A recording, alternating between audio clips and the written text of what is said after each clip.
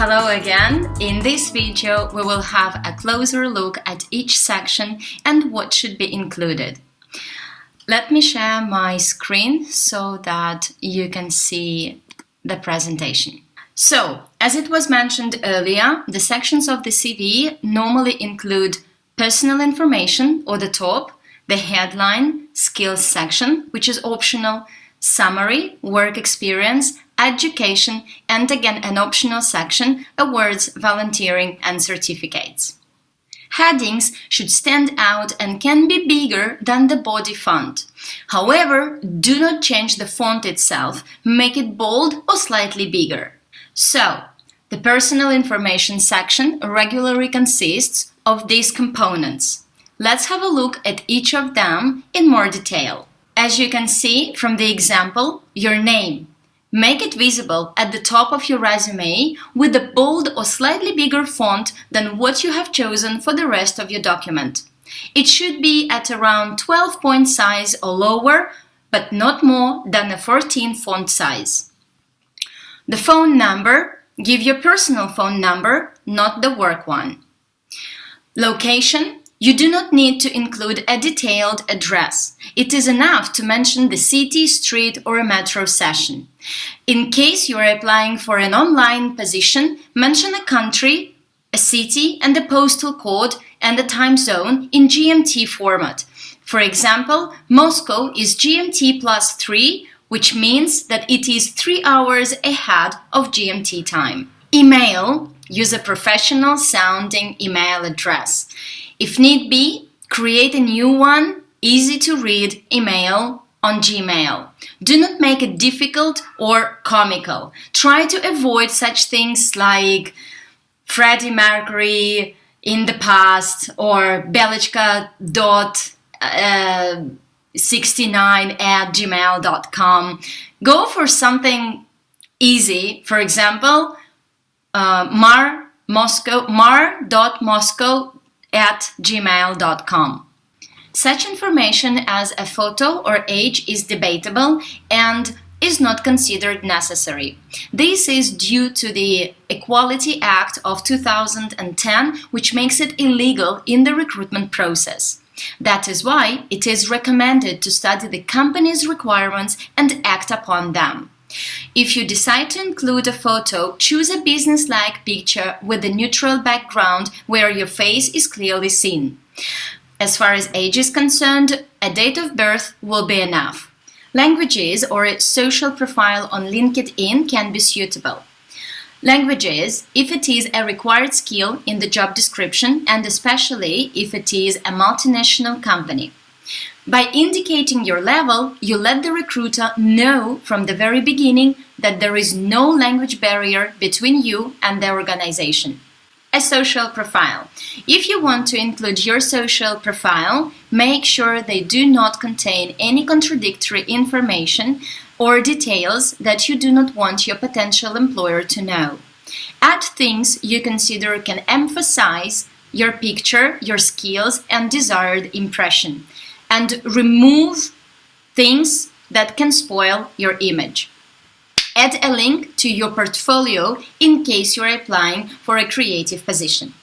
The headline. It is a concise one-line description of who you are as a candidate.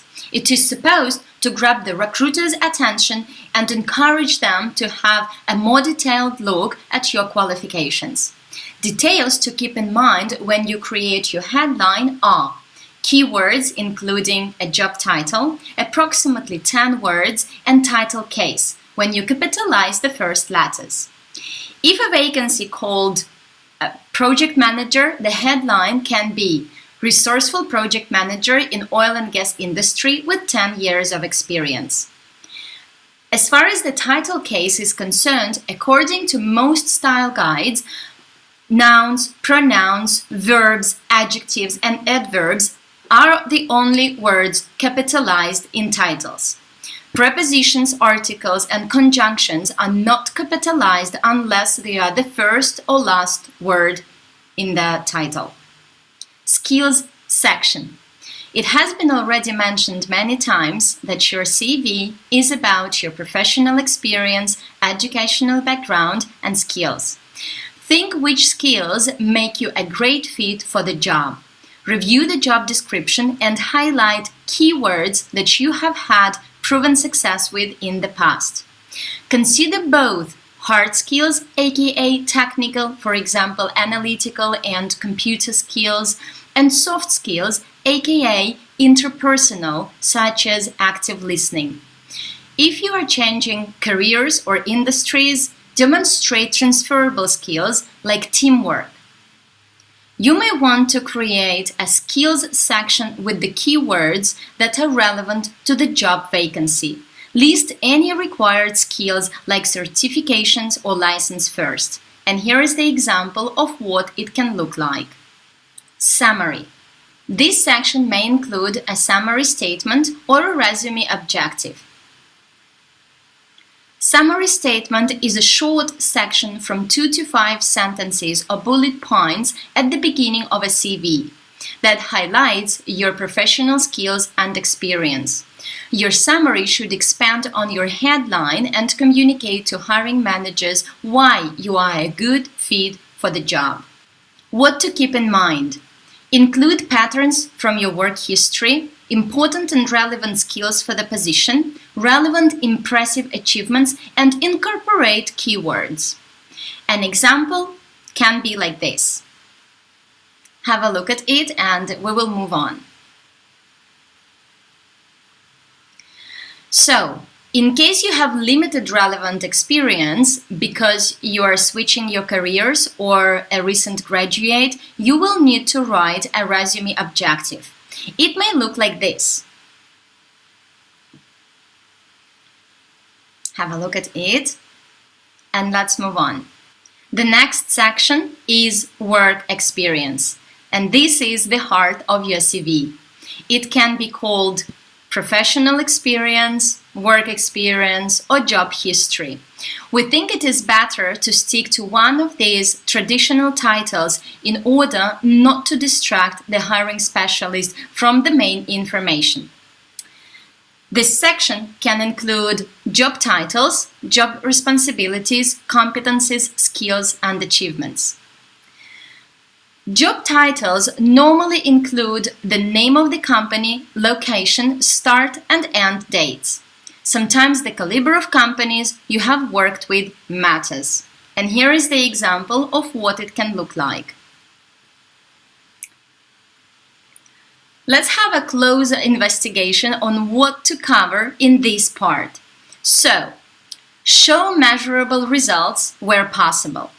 Add as many relevant skills and keywords, and tailor the information to the job you're applying for. Since there are likely to be several workplaces, their descriptions can be divided into 2 parts. Devote the first one to competences, skills, and job duties, and cover your achievements in the second part, so it may look like this. Have a look at it and we will move on.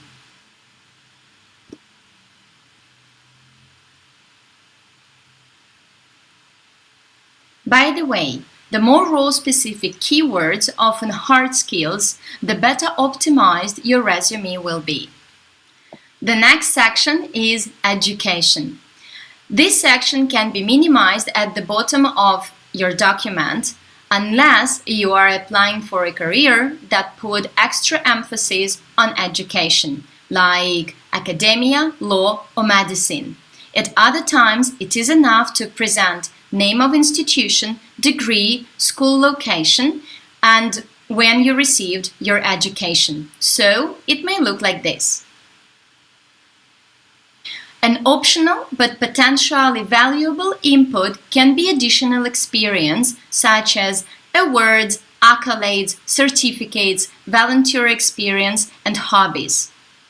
This is a catch-all section at the tail end of your CV to highlight how suitable you are for the position. It should not be long but provide a more well-rounded picture of who you are. All these things can be embedded in the work experience, education, skills section, or a separate section of their own. This brings me to the end of the presentation. We hope that you find it useful. Thank you for watching the video.